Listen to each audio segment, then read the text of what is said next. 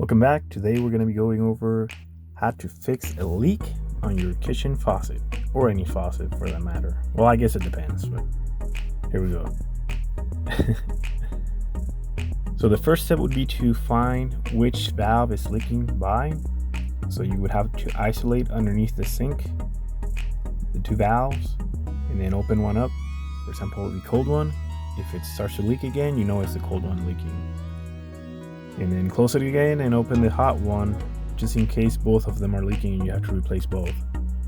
So as you saw in the video, you take the cover off, or however you have to do, because all kitchen sinks are different in valves and faucets.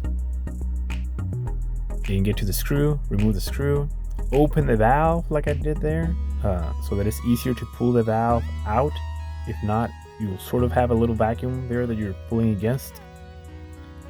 And then do whatever you can to pull the valve out easily. I use 2 screwdrivers to provide leverage and for me to grab it more easily.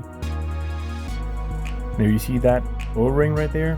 If that O-ring is leaking by, the water's going to come from the bottom, and instead of going through the hole, it will go through the O-ring as well. A little bit, just a little bit, enough to leak and annoy you a lot.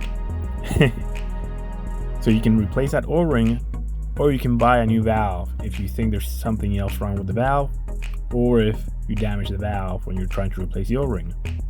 Now, if the top O-ring is leaking by, you will see that the water is coming out of the valve itself, right? Because that top O-ring is preventing the water from going up and above.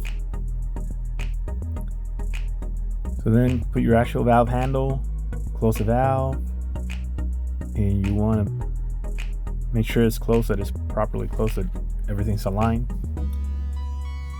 Then put your nut back on, tight enough.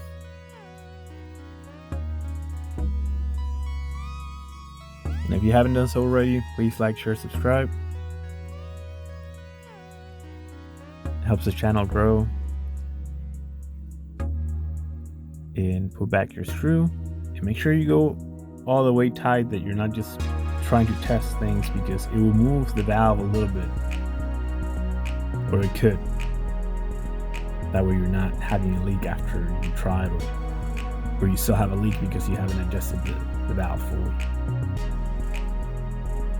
And then before you put the cap on for the screw, you can test it. That way you don't have to remove it again. Make sure you run it for long enough. There you go. Good luck. Yeah.